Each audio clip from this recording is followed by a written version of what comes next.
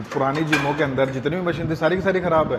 क्या बात उसमें कर रहे हैं? ऊपर तक आती है, नीचे तक रॉड आती है। अभी इसका क्या मैकेनिज्म है कि बायो मैकेनिज्म।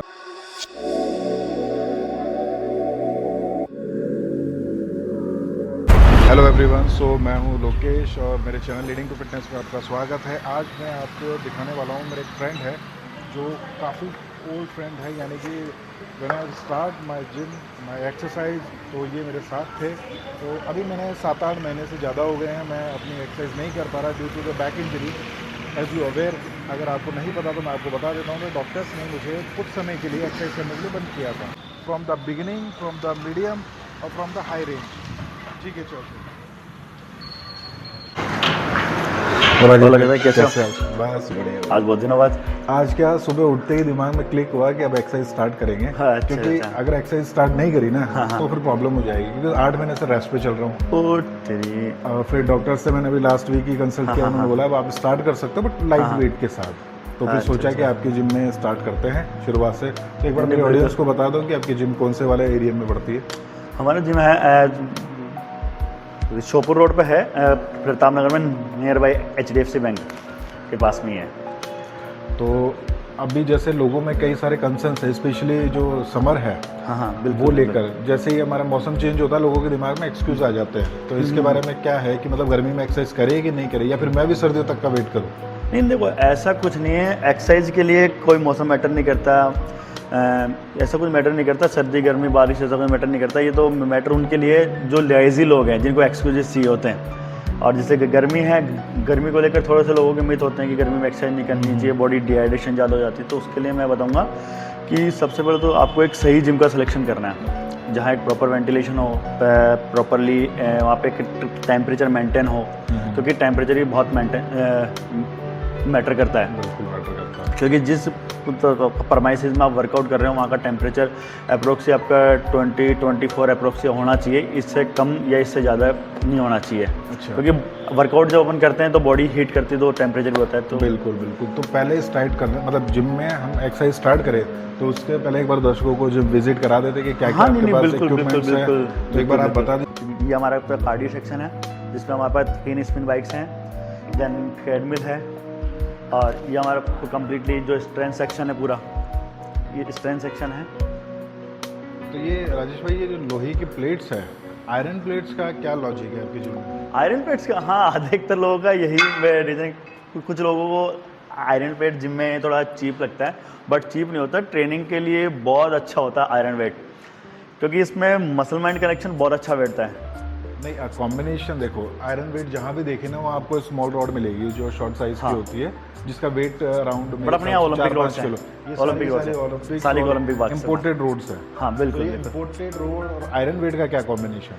इनका कॉम्बिनेशन ये है कि देखो, एक तो नॉर्मल जो नैरो वेट जो पहला चलता था, जब हम करते थे 22-23 साल पहले, जब वर्कआउट जब हमने स्टार्ट किया था, तब वो नॉर्मल हल्की रोड्स चलती थी, वो अपने कम्प्लीटली ऑल ओवर इंडिया में वही था। फिर धीरे धीरे ट्रेंड चेंज होता गया, तो ट्रेंड्स के अकॉर्डिंग और काफ़ी इसमें इम्प्रूवमेंट हुआ अपनी फिटनेस इंडस्ट्री में, टेक्नोलॉजी वगैरह काफ़ी चीज़ों को लेकर।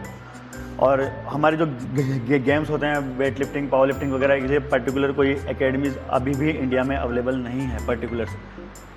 तो इस जो रोड है, ये अपनी ओलंपिक रोड, क्या वेट होगा इसका? इसका जो 7 फीट की रोड है उसका 20 kg वेट है। 20 kg का वेट हाँ। है। और ये जो हमारी बाइसेप वाली बाबाकल रोड इसका approximate 10 to 12 kg 10 to 12 kg, मतलब अगर फीमेल आके एक्सरसाइज करे तो इसके लिए सिर्फ रोड काफी है। सफिशिएंट है। एक्स्ट्रा वेट लगाने की जरूरत, कुछ भी वेट लगाने हाँ, की एक्स्ट्रा जरूरत वेट लगाने की रिक्वायरमेंट ही नहीं है। चलो, ये तो एक अच्छी चीज है कि मतलब आप जिम में आ रहे हो और आपको जो रॉड दिख रही है उसका वेट इतना है कि आप वार्म अप स्टार्ट कर सकते हो। वार्म अप तो हम स्टार्ट कर ही सकते हैं ना इससे। वार्म अप आप स्टार्ट कर सकते हैं। वार्म अप स्टार्ट कर सकते warm हैं। up start चलो, आप लगा बहुत सकते अच्छी हैं। बात है। अब देखो आपकी जिम में वैसे मशीनरी तो मुझे प्रॉपर दिख रही है। एक जो स्टैंडर्ड होता है, देखो जिम में मशीनरी अलग अलग टाइप की होती है। आप जैसी बड़ी जिम में जाओगे आपको उतनी इंपॉर्टेंट मिल जाएगी, बट मेन मैटर करता है कि आपका पोस्चर उस मशीन्स पे कैसा बन रहा है। आपकी जो मसल्स क्वालिटी है वो उस मशीन के इफेक्ट से क्या इंप्रूव होती है या नहीं होती है। आपका बॉडी पोस्चर सही रहता है कि नहीं रहता, ऐसा ही है ना? हाँ हाँ बिल्कुल। उसमें अभी काफ़ी लोग होते हैं जो चीप क्वालिटी की मशीनें लेके आते हैं, चीप रेट में है। तो काफ़ी जिम ऑनर्स हैं, मैं किसी की बुराई नहीं करूँगा, बट क्या होता है कि वो गलत है। आप अच्छे प्रीमियम इक्विपमेंट लीजिए, जिसमें आपका बायोमैकेनिज्म, जो मशीन का जो बायोमैकेनिज्म होता है, जिससे मैं आपको समझाना, बायोमैकेनिज्म अधिकतर लोग समझते नहीं, नॉर्मल जो ऑडियंस है वो बायोमैकेनिज्म के बारे में समझती नहीं है। तो बायोमैकेनिज्म का मतलब होता है कि आपका प्रॉपर मसल अटेंशन आ रहा है कि नहीं आ रहा। कि फॉर एग्जांपल के तौर पे मैं आपको एक एक्सरसाइज करके दिखाऊंगा कि लेट पुल डाउन है। लेट पुल डाउन मैं आपको परफॉर्म करके दिखाऊंगा। लेट पुल डाउन में क्या होता है, अधिकतर सबसे बड़ा इशू क्या होता है, ये जो पाइप होता है यहाँ पे, हाँ, अधिकतर मशीन्स का आपने देखो ही कि किसी का आगे तक होता है, किसी का कम होता है, बट वो नहीं होना चाहिए। एग्जिट जो आपका बायोमैकेनिज्म ये होना चाहिए कि आपने अपना एंगल लिया, वेट आपने सेट किया अपना, प्रॉपर जो बायोमैकेनिज्म होगी उसमें आपको ज़्यादा लोड नहीं लगाना पड़ेगा। अब क्या बात करो राजेश भाई, मतलब पुरानी जिमों के अंदर जितनी भी मशीन थी सारी की सारी खराब है। क्या बात उसमें कर, ऊपर तक आती है, नीचे तक रॉड आती है। अभी इसका क्या मैकेनिज्म है कि बायो मैकेनिज्म क्या होता है? हाँ, काफी सिंपल मैटर भाषा में बताओ ना जो भी है इसके अंदर। बायो काफी मैकेनिज्म या फिर इसको रॉड को बड़ी करना है या छोटी करना, उसका कोई लॉजिक ही नहीं है। नहीं, लॉजिक क्यों नहीं है? तो लॉजिक का मतलब ये होता है कि मशीन, एक मशीन होती है कि एक इंजीनियर के द्वारा बनाई हुई मशीन होती है, ठीक है। उसमें कंप्लीटली मेजरमेंट होता है, आपको कितनी हाइट पे जाना है, आपके पाइप्स वगैरह कितना क्या मेजरमेंट रहेगा, कि एक्सरसाइज करने वाला जो पर्सन है उसकी सीट कहाँ एडजस्ट होगी। वो सारी चीज़ें, काफ़ी चीज़ें हैं जो मैटर करती है। हर मशीन में एक अलग अलग बायोमैकेनिज्म होता है। जैसे पैकडेक फ्लाई है, पैकडेक फ्लाई में बायोमैकेनिज्म अलग होता है। मतलब कुछ इस तरीके से बताओ कि जो हमारी ऑडियंस है, जो देखने वाली है, उनको समझ में आ जाए। क्योंकि देखो सारे के सारे जिम फील्ड से होते नहीं है, जितनी नॉलेज आपको है उतनी सबको होती नहीं है। तो एक बेसिक तरीके से समझाने की कोशिश करो ताकि इनको समझ में आए कि भैया हाँ ये है, तुरंत क्लिक होना चाहिए माइंड के अंदर। हाँ, उसका मैं जैसे फॉर एग्जांपल पैकडेक फ्लाई से मैं आपको बताता हूँ।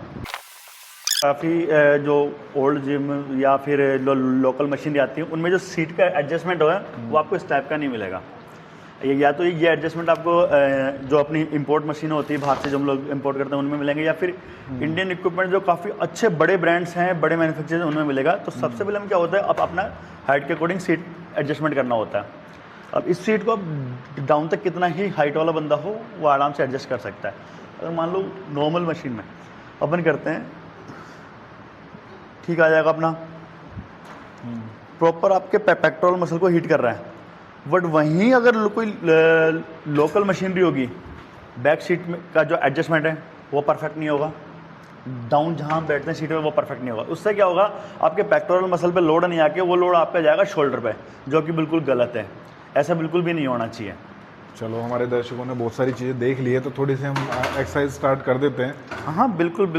उससे पहले तो स्ट्रेचिंग करेंगे, वार्म अप करेंगे, फिर देन उसके बाद एक्सरसाइज अपन लोग स्टार्ट करेंगे। तो टुडे आई एम योर्स। तो आप बताओ मैं क्या करूँ, कहाँ से स्टार्ट करूँ? अभी तक मैंने अभी लोअर बैक ठीक हुआ है, लेकिन इसका मतलब ये नहीं है कि वैसे पहले दिन ही हम आके 50 किलो नहीं, रोड मारने वो लगे। गलत है। पहले हम सबसे पहले स्ट्रेचिंग करेंगे। लो आ जाओ, पहले स्ट्रेचिंग करते हैं हम। क्या करें बताओ? आ जाओ, मेरे के सामने करते हैं। सबसे पहले मैंने नेक रोटेशन करना है।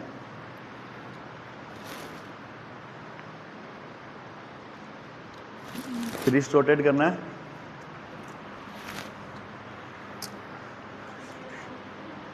लोगों के अधिकतर यही क्वेश्चन होते हैं कि यार ये मूवमेंट्स वगैरह क्यों करते हैं। मोबिलिटी तो ज़रूरी है, मोबिलिटी, हर तरीके देन मसल्स को रेडी करना, वो भी बहुत ज़रूरी होता है।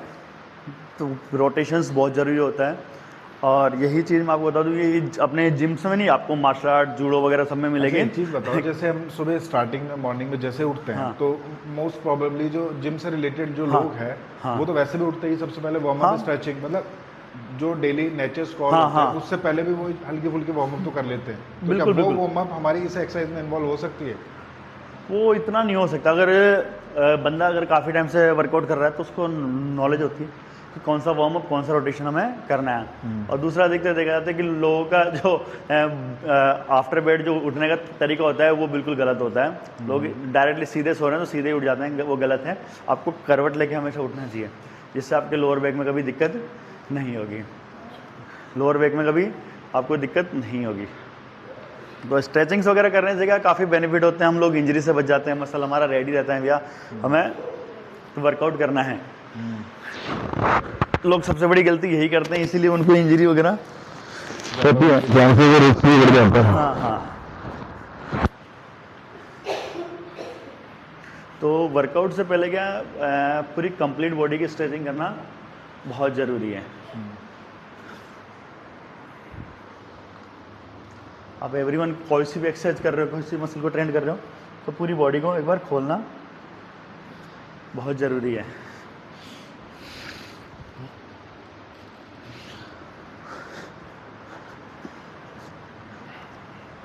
तो ये है। अब बताइए इसके बाद क्या करें? इसके बाद हम थोड़ा जंप करेंगे, हमारी रोटेशन और स्ट्रेचिंग होगी। अब आप बोलोगे कि जिम्स में तो अधिकतर लोग रोटेशन करवाते ही नहीं है, तो रोटेशन का मैं एक लूँगा। रोटेशन के लिए तो क्या है, थोड़ा सा प्रैक्टिस भी करनी पड़ती हाँ, है। तो उसका मैं रोटेशन का भी बताता हूँ। हाँ। जब मैं टाइकांडो करता था, मैं taekwondo first and black belt हूँ। हाँ। तो मैं आपको बताऊँ, तो हमारी क्या जब ट्रेनिंग होती थी तो सबसे पहले हम लोग रोटेशन करते थे। रोटेशन में जो किक वगैरह, पंच वगैरह जो मारने होते थे, उसके लिए मोबिलिटी मसल्स की बहुत, जॉइंट्स की बहुत ज़रूरी थी। बिल्कुल पड़ती तो है, सही है। उनकी जो मोबिलिटी के लिए रोटेशन होता था। हाँ। और पूरी बॉडी को रेडी करने के लिए स्ट्रेचिंग, सेम स्ट्रेचिंग वहीं होती है और सेम स्ट्रेचिंग होती है। ज़्यादा कोई डिफरेंस नहीं, थोड़ा बहुत डिफरेंस होगा। बाकी टाइकोंडो मार्शल आर्ट वगैरह आप करते हो, वो जो मोबिलिटी वगैरह स्ट्रेचिंग करो, वो जिम्स वगैरह अपनी सिमिलर होती है। ठीक है, तो अब नेक्स्ट क्या करें? नेक्स्ट अपन स्टार्ट करते हैं अपने हाईलाइट पुल डाउन से, क्योंकि पुशअप वगैरह आपने देखा होता है, देखते स्ट्रेचिंग करते हैं, पुशअप चालू कर देते हैं। तो पुशअप भी एक तरीके का तो वर्कआउट है। तो क्या करना है, स्टार्टिंग में मेरे नहीं को करना बताओ, है। कितने वेट के साथ स्टार्ट करें इसको? एक नॉर्मली वेट लगा लो आइडियली। जो लग रहा है मुझे तो ठीक लग रहा है, इसी हाँ, से स्टार्ट करें। आपको कंफर्ट होना चाहिए। ठीक है, तो बिहाइंड द नेक है फ्रंट टू साइड बताओ? ये लेंगे आप फ्रंट पुल ही लेंगे, बिहाइंड द नेक पुल नहीं लेंगे। इसमें थोड़ा सा ग्रिपिंग का ध्यान रखेंगे। और आप रखोगे तो आपका जो लोड है बैक के साथ साथ आपकी फोर आर्म से भी आएगा। अच्छा, तो ग्रिपिंग का भी बहुत लॉजिक होता है कि आप किस मसल को ट्रेन कर रहे हो।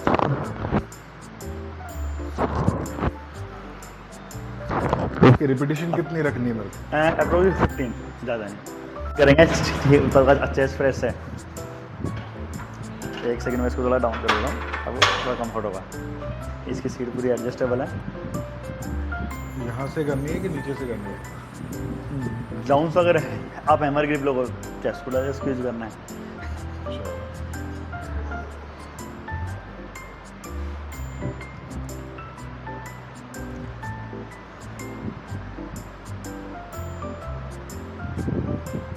इसके बाद नेक्स्ट क्या है? नेक्स्ट राउंड पैक फ्लाई कर लेते हैं। बैक फ्लाई या फिर पहले एक बार मशीनरी पे कर लेते हैं कंप्लीट सर्किट वर्कआउट, फिर एक बार नॉर्मली थोड़ा फ्री वेट भी कर लेंगे, तो बेंच प्रेस वगैरह।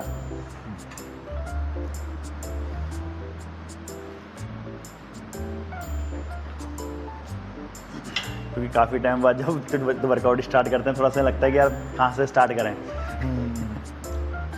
तो मतलब जैसे अगर हम 7-8 महीने के बाद एक्सरसाइज हाँ, कर रहे हैं, तो हमको क्या मिक्स एक्सरसाइज करनी चाहिए? सारी हाँ, मसल्स पे हिट, सारी मसल पे हिट होना चाहिए, वो भी लेकिन नॉर्मल वेट से, बिल्कुल लाइट वेट से। और फर्स्ट डे तो आपको ये होना चाहिए कि अभी हम एक्सरसाइज की, बट ऐसा भी नहीं कि शाम तक वो पेन होने लग जाए और प्रॉब्लम क्रिएट हो, तो ऐसा mostly बिल्कुल भी क्या नहीं है, करना जैसे चाहिए। न्यू कमर्स हो गए या फिर जो काफी टाइम बाद ज्वाइन कर रहे हैं, वो क्या करते हैं कि स्टार्टिंग में वेट इतना ले लेते हैं, फिर मसल पेन होती है, मसल पेन वगैरह वो काफ़ी हो, फिर उस मसल पेन के चक्कर में वो जिम ही छोड़ देते हैं। यार वो बेकार चीज़ है, बिल्कुल, इसमें तो बिल्कुल, सिस्टमेटिक ही नहीं बैठ रहा है। अच्छा, नेक्स्ट क्या करनी है? नेक्स्ट अपन कैसे पुश डाउन कर सकते हैं टेबल से। तो सारी मसल्स को हमें हीट करना है। वेट आइडियल हो, ज़्यादा वेट ना लो।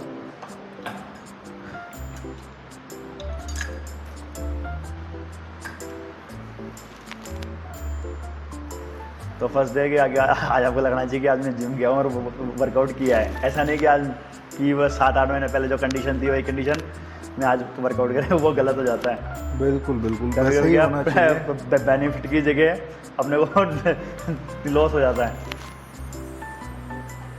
और चीज़ों को वर्कआउट वगैरह तो ऐसी चीज़ों वो करते रहनी चाहिए, वर्कआउट वगैरह आप स्किप नहीं करना चाहिए। अब कोई मेडिकली रीज़न कोई ऐसा हो कि रेस्ट करना हो तो वो एक चीज़ अलग है। अच्छा, इसके बाद हम क्या करें?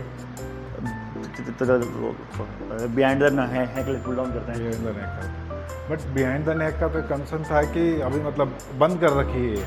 नहीं, बिहाइंड द नेक प्रेस बंद गया है, जो शोल्डर के लिए हम करते हैं। हाँ, और ये अभी तक चालू है? हाँ, ये चालू है, ये बैन नहीं है। उसमें क्या है, अपनी इंजरी के चांसेस काफ़ी ज़्यादा होते हैं, तो वो तो बिगिनर्स के लिए तो बिल्कुल, बिगिनर्स तो उसको बिल्कुल ही अवॉइड करें तो बेटर है। Behind the lat pull down को अवॉइड ना करके नेक प्रेस को अवॉइड करते हैं बिगिनर्स। इसके अंदर हमारी जो नेक्स्ट एक्सरसाइज है वो क्या है, क्या करें हम इसके अब बाद? जैसे नॉर्मली अपन ने मशीन्स कर ली, हाँ।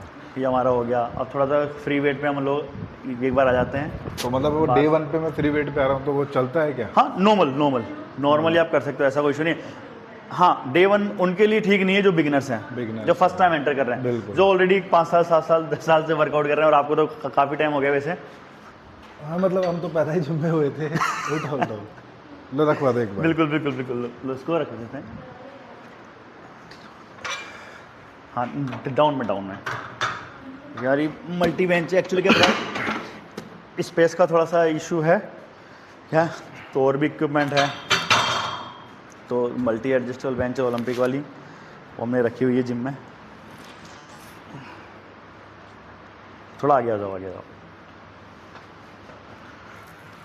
खच होगा आगे, थोड़ा सा और आगे दो, बस अब ठीक है।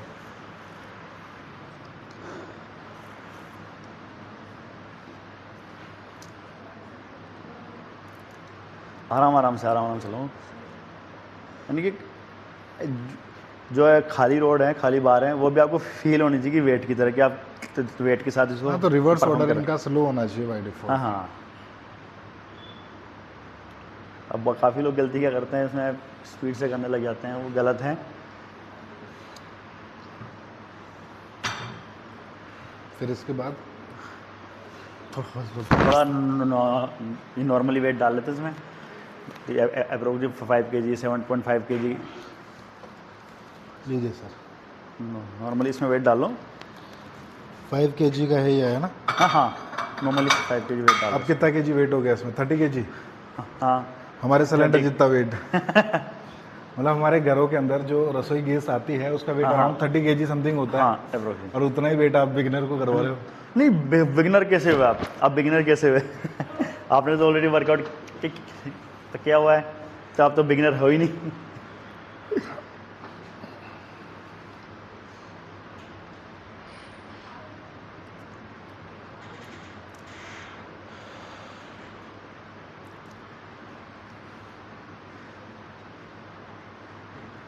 काफ़ी टाइम बाद जब वर्कआउट करते हैं लगता है कि यार एक अलग ही एक्साइटेशन हो गया ना, वो अलग ही एक्साइटेड होता है उस टाइम। मेरा काफ़ी टाइम बाद जिम जा रहे हैं, चलो वेट वगैरह, तो फीलिंग जो होती है ना 7-8 महीने बाद की फीलिंग आपको लग कैसे रहा होगा आज 7-8 महीने बाद जिम में आके। और सबसे बड़ी चीज़ है, आयरन वेट के साथ कितने टाइम बाद आप एक्सरसाइज कर रहे हो? आयरन वेट हमने स्टार्ट किया था जो लक्ष्मण की जिम थी वहाँ से। अच्छा, वो सांगानेर के अंदर। तो वहाँ आयरन वेट हुआ करता था, तो उस समय हमको लगता था कि रबड़ वेट्स तो बिल्कुल बेकार है, क्योंकि फील नहीं होता उसमें। और टन की आवाज़ आना, और एक बैलेंस वगैरह। जो आयरन वेट का जो साउंड होता है, वो जो एक टन करके साउंड आता है ना, उस साउंड की क्लिक माइंड में अच्छी लगती है कि वो जैसे फॉर एग्जांपल मैं बताता हूँ आपको, जब फील, जब हम लोग भी हम लोगों ने भी जब स्टार्ट किया था, आयरन वेट से ही स्टार्ट किया था, जब हम लोग भी वेट लगाते थे, ये साउंड था, एक मोटिवेटेड साउंड था। और इसका एक लॉजिक और है आयरन वेट का, मैं आपको बताऊँ कि आयरन वेट पे जो आप ट्रेनिंग करते हो ना, रियल में by God muscle mind connection, amazing muscle mind connection आता है, जो आपके रबड़ वेट से आता है। वेट दोनों में सेम होता है, बट ये होता है कि जो बार है वो भी लोहे की है और वेट भी लोहे का होता है। रिस्क फैक्टर कितना है कि जो हमारा आयरन वेट है या रबड़ वाला वेट है, दोनों में रिस्क फैक्टर कितना होगा? रिस्क फैक्टर उसमें कम है, इसमें ज़्यादा है। इसमें आपका पूरा कॉन्सेंट्रेट है, माइंड का जो कनेक्शन है वो पूरा उस पर होता है, बैलेंस पे। और जब आपका पूरा फोकस है आपका उस पर है, तो अप्रोक्स मसल माइंड कलेक्शन तो अच्छा होगा ही होगा। तो मतलब ये रिस्क प्लस बेनिफिट है। अगर मान लो कोई आयरन वेट से करता है तो उसके दिमाग में टेंशन रहती है, तो वो उस चक्कर में भी तो पूरा फोकस उसका वहीं रहेगा, पूरा फोकस वहीं रहेगा, बना पाता है। और रबड़ वेट पे क्या होता है, वो बैलेंस रहता है। आपकी बार हल्की सी भी टेढ़ी हो गई ना, तो रबड़ वेट कहीं नहीं जाएगा, बट आयरन वेट है वो स्लिप मारता है। आयरन वेट स्लिप मारता है, बट इसमें ओलंपिक वाली रोड में तो शायद नहीं मारता होगा। नहीं होता है, इस पर भी होता है। हाँ बिल्कुल, क्योंकि आयरन है ना, तो आयरन तो स्लिप होगा ही होगा। हाँ, बात तो सही है। तो इसके बाद हमारे पास कुछ है या फिर आज के लिए सफिशिएंट है? नॉर्मली अब सारा हो गया, तो हल्का फुल्का हैक्स को भी टॉर्चर कर देते हैं, थोड़ा सा शोल्डर को और बाइसेप को भी टॉर्चर कर ही लेते हैं। ठीक है, बताओ क्या तो आज का पूरा कंप्लीट ओवरऑल बॉडी का नॉर्मल तो वर्कआउट अपना हो जाएगा। तो अपन कर लेते हैं थोड़ा शोल्डर की 3 एक्सरसाइजेस हैं नॉर्मल वेट पे 5 kg डंबल पे। तो overhead dumbbell press, front raise, एक लेटरल रेज का 2 सेट कर लेते हैं। अच्छा, इसका ये टच करने का? नहीं नहीं, टच नहीं करना। टच होते ही अब मसला अटेंशन चेंज हो जाता है, वो लोड नहीं आ पाता, आपको वापस रीस्टार्ट करना पड़ता है। टच नहीं करना है, टच नहीं करना होता है इसके टच नहीं करना होता है, और बिल्कुल स्ट्रेंड भी नहीं करना होता है। बहुत यंगस्टर्स देखते हैं जिम मसल में, पे रेगुलर टेंशन आती है। हाँ रेगुलर टेंशन, वो वेट और मसल का जो कॉन्ट्रैक्ट ना हो, कॉन्ट्रैक्ट खत्म नहीं होना चाहिए जब तक आपका सेट कंप्लीट ना हो। बिल्कुल बिल्कुल। अगर आपने एक सेट फ्रंट रेस ले लें, जैसे एक सेट फ्रंट रेस ले लिया, फ्रंट रेज इसी से लो या लाइट वेट? हाँ सेम वेट से ले सकते हो। तो देखो बॉडी वेट के अकॉर्डिंग जो है ना, आपकी इतनी तो स्ट्रेंथ है अभी भी कि आप 5 kg एक नॉर्मल वेट है आपके लिए, तो आप कर सकते हो। देखो मेरे लिए तो चलो काफ़ी सारी चीज़ें हैं जो एबनॉर्मल है, हाँ। लेकिन क्या जैसे हमारे कई लोग हैं जो मतलब स्टार्ट करते 3-4 महीने, फिर गैप आ जाता है, 1 साल स्टार्ट करते वो काउंटिंग उनकी बिगिनर्स में ही होगी, वो beginners के वर्कआउट अंदर नहीं होता, क्योंकि 1 मंथ तो आपका एच बेसिक एक्सरसाइज में निकल जाता है, और सेकंड मंथ से जब प्रोग्राम स्टार्ट होते हैं, थर्ड मंथ आते हैं तो लोग स्किप कर जाते हैं। जब रिजल्ट आने का टाइम होता है ना, तो लोग क्या स्किप कर जाते हैं। अच्छा, एक चीज़ मेरे को हमेशा से मतलब माइंड में रहती थी, मैं सोचता था किसी न किसी से डिस्कस करूंगा। जो हमारे फ्रंट रेज हो गया, ठीक है, अब जैसे आर्नोल्ड था, उसकी खुद की इजाद की हुई थी, वो बहुत ऊपर तक लेता था, यहाँ तक लेके जाता था वो इसको, और अभी तक हम मिड पे लेके जाते हैं। तो क्या इसमें क्या बेनिफिट है कि हम वो वाली स्टार्ट क्यों नहीं करते? वो आर्नोल्ड का एक अलग अटेंशन था। आज कुछ एक्सरसाइज हैं जो हम लोगों ने भी ईजाद की है। क्या लेटरल रेस में मैं आपको बताऊंगा एक वेरिएशन, तो आज शायद आपने कहीं फटाफट देखा नहीं होगा। क्या, जैसे मैं बताता हूँ, नहीं, मैं ये कहना चाहता हूँ कि मतलब क्या है, देखो लोग क्या करते हैं कि कॉपीज करना स्टार्ट करते हैं। नहीं, कॉपी पेस्ट कभी किसी को नहीं करना चाहिए। अब जैसे आर्नोल्ड ने जो एक्सरसाइज करी है वो उसकी बॉडी को सूट करती है। हाँ बिल्कुल, हमको उस लेवल तक जाने के लिए पहले तो 10 साल 10 साल आपको देने पड़ेंगे, उस लेवल की बॉडी बनानी पड़ेगी। बिल्कुल। हमने वीडियोस देखे यूट्यूब पे, लगाना शुरू कर नहीं नहीं, वो बिल्कुल गलत है, ऐसा बिल्कुल भी नहीं करना है। जैसे मैं आपको फॉर एग्जांपल के तौर पे बताता हूँ, आज मुझे 22-23 साल हो गए, है ना। आपको मैंने पेट देख के लगता होगा, आप इतने टाइम से वर्कआउट करो, पेट ये कभी कभी हो जाता है अंदर बाहर। बट जैसे नॉर्मली रेगुलर लोग क्या करते हैं, लेटरल रेस लगाते हैं, ये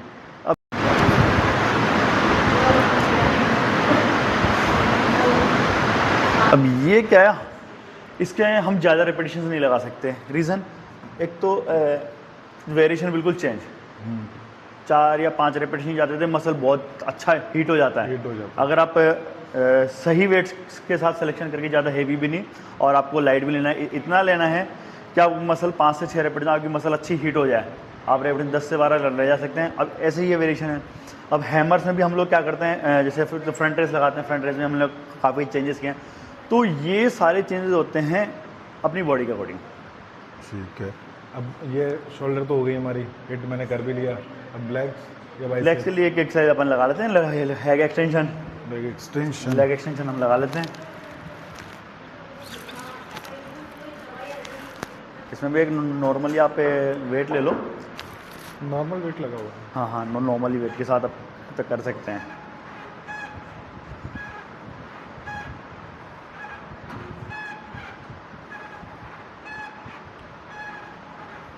अब इनके अंदर ही आप जाओगे तो काफ़ी जो मशीनरी आती हैं, उसमें मसल टेंशन बैठता नहीं, बस आप सीट पे बैठे रहो और बस लगाते रहो। और पहले देखा हो तो ओल्ड स्कूल बॉडी बिल्डर्स जो जिम्स होते थे, उसमें सीट फ्लैट हुआ करती थी, फ्लैट हुआ करती थी, बिल्कुल सीधी सीट हुआ करती थी। लेग कल भी वैसे लगाना है, एक्सटेंशन भी वैसे लगाना है, लेकिन आज ही वही चीज़ अगर आज की जनरेशन करती है, मसल हिट नहीं कर पाएगी, क्योंकि वो एक अलग टेक्नोलॉजी पे वर्क करते थे, क्योंकि उनका सारा फोकस हुआ करता था कि इस मसल को हमें ट्रेंड करना है। बट आजकल के जो यूथ है, यंगस्टर है, वो क्या है, डायरेक्ट नॉलेज बिल्कुल नहीं लेना चाहता, वो डायरेक्ट ही कॉपी पेस्ट माना जाता है, हर चीज़ को वो इजी करना चाहता है। इजी में बता दूँ, इजी वे में कुछ भी नहीं होता है। इसीलिए जो अभी मतलब यूथ है जो नया नया जिम स्टार्ट करती है, 6 महीने 1 साल तक तो उनकी मसल पे इम्पैक्ट दिखाई नहीं देता है। और एक हम थे कि 3 महीने के अंदर हमारे 1.5 इंच का फर्क आ गया था बॉडी के अंदर, स्टार्टिंग डेज के अंदर। याद होगा आपको, जैसे हमने स्टार्ट की थी, विद इन 3 मंथ्स तो हमारी बॉडी वेट बढ़ गया। जबकि हम नॉर्मल डाइट लेते थे। खाली उसके अंदर थोड़े बहुत हम चने ऐड किए होंगे हम लोगों ने। नहीं, उस टाइम मैं आपको बताऊँ, मैं आपकी थोड़ी सी बात काटूंगा। उस टाइम मैं बताऊँ, उस टाइम हम लोग जानते नहीं थे कि प्रोटीन क्या होता है, कार्बोहाइड्रेट क्या होता है, फैट क्या होता है। कुछ नहीं कि जो हमारे उस्ताद जी हुआ करते थे, जो मेरे उस्ताद थे वो, तो उनका नाम बता दूं मैं, असलम शेर खान थे, सांगानेर में थे, सबसे पुराने थे, काफ़ी बॉडी बिल्डर थे। अभी तो दोस्तों मैं एक चीज़ बता देता हूँ कि जिम के बारे में ये बात कर रहे हैं, सांगानेर में जिम की शुरुआत उन्होंने ही की थी। आज जो भी पुराने लोग हैं, चाहे आप अगर इस वाले एरिया में किसी भी जिम से आके पूछते हो या कोई भी ऐसा पर्सन जिसकी थोड़ी मसल मैच्योर दिख रही है आपको, तो वो असलम भाई के बारे में बिल्कुल जानता होगा, क्योंकि उन्होंने जिम का यहाँ एक क्रेज़ जो बोलते हैं ना, वो यूथ जनरेशन होता है, जो नींव होती है वो उन्होंने रखी थी। उससे पहले शायद लोग फिल्मों में देखा करते थे, बाकी ऐसा फिल्मों में बॉडी देखा करते थे, वो नहीं देखा करते थे। और वो उनको उस टाइम के अकॉर्डिंग काफ़ी अच्छी नॉलेज थी, नॉलेज भी काफ़ी अच्छी थी। अगर आज शायद भैया होते तो एक बात अलग होती, आज वो है नहीं, और ऊपर वाले की मर्जी नहीं थी कि भैया नहीं रहे।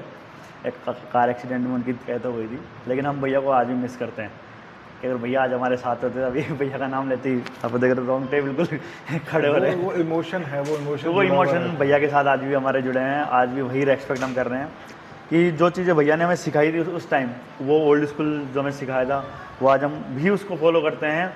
और जो चीज़ें हमें आज सिखाई गई थी वो हम, यानी कि एक अगर आज के समय और उस समय में अगर कंपैरिजन देखा जाए, उस समय जिम्स में गुरु और शिष्य का एक अच्छा रिलेशन हुआ करता था, एक अच्छी बॉन्डिंग हुआ करती थी, जो आज के टाइम पे बिल्कुल ख़त्म हो चुकी है। वो बची नहीं है, वो बची नहीं, लगभग बची नहीं। आते हैं, एक्सरसाइज करते हैं और चले जाते हैं। हाँ, तो अब शोल्डर हो गई, ये आपका लगभग कंप्लीट हो गया। अब एक सेट अपन लास्ट मार देते हैं, बाइसेप डंबल कर, बाइसेप कर, तो दोनों सिमिलर मार लूँ, वन आर्म लूँ, कैसे लूँ बताओ? हाँ, तो आइसोलेटर ले लो, तो सिंगल आइसोलेटर आप ले लो।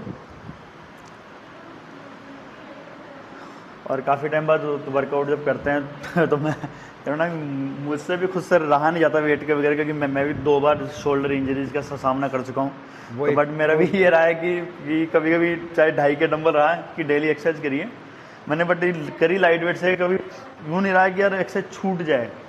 कभी कभी तो ऐसा रहा है कि मैंने एक वीक पूरी लेग्स लगाई है। तो वो एक जो चुल हमेशा काटती है वेट बढ़ाने की, वो नहीं होता है क्या? मतलब वेट बढ़ाना है, अब जैसे ये है, हाँ, ये 5 kg से हम लोगों ने स्टार्ट किया था, बट मुझे अभी भी इच्छा हो रही है कि मैं हैवी वेट उठाऊं, वहाँ से एक्सरसाइज करूं। इच्छा होती है, बट थोड़ा सा कंट्रोल रखना पड़ता है कुछ समय के लिए, क्योंकि बॉडी है, हमें बॉडी के अकॉर्डिंग चलना पड़ता है। बॉडी हमारे अकॉर्डिंग कभी भी नहीं चलती है। वो बिल्कुल सही बात है। देखो, बॉडी को अपने अकॉर्डिंग नहीं चलाना चाहिए, बॉडी के अकॉर्डिंग ही हमेशा चलना चाहिए। और आज का यूथ सबसे बड़ी गलती यही करता है कि हमारा बस बॉडी बन जाए, कैसे भी कुछ भी हो। तो कैसा लगा योगेश भाई आपको जिम में आके? हाँ, थोड़ा फ्रेश सा फील हो रहा है, लग रहा है कि स्टार्ट किया है तो अब थोड़ा इसको वापस लॉन्ग टाइम तक जाएंगे। अब जैसे लास्ट टाइम आपने मेरे को वीडियोस में देखा होगा, वहाँ से लेकर अब तक थोड़ा सा वेट इंक्रीज भी कर लिया। हाँ, वेट तो काफ़ी बढ़ना ही बढ़ना है, जाहिर सी बात है। वेट तो बढ़ेगा ही बढ़ेगा। वेट तो फ्यूल डाल रहे हो, गाड़ी में फ्यूल डाल रहे हो, फॉर एग्जाम्पल बताऊँ, गाड़ी में फ्यूल डाल रहे हो, उसको खर्चे नहीं कर रहे हैं, तो जाहिर सी बात है बाहर निकलेगा, फैलेगा ही फैलेगा। तो उस सेम कंडीशन बॉडी के जो आप कैलोरीज आप डालोगे तो जाएगी, आपने उसको बर्न ही नहीं किया। बात सही है। तो देखो, जिम में मैं लास्ट टाइम आया था और आज आया था, मेरे को एक तो काफ़ी ओपन से दिख रहा है। हाँ, मशीन्स वगैरह थोड़ा सेटल तरीके से है, तो उस वजह से जिम में क्या बढ़िया फील हो रहा है। और उसी समय हमने एक्सरसाइज करी तो उसमें ज़्यादा मज़ा आया थोड़ा सा। बिल्कुल बिल्कुल बिल्कुल बिल्कुल बिल्कुल।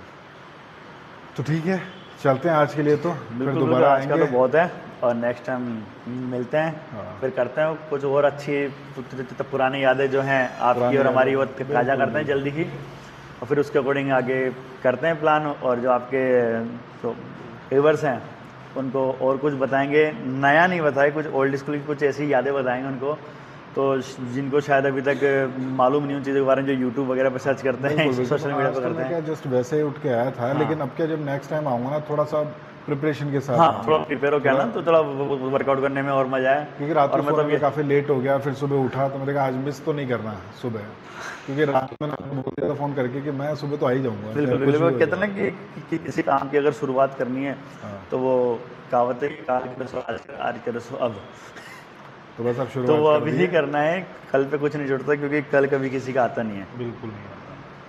तो चलो आज वीडियो का अंत यही करते हैं। ठीक है, एक बार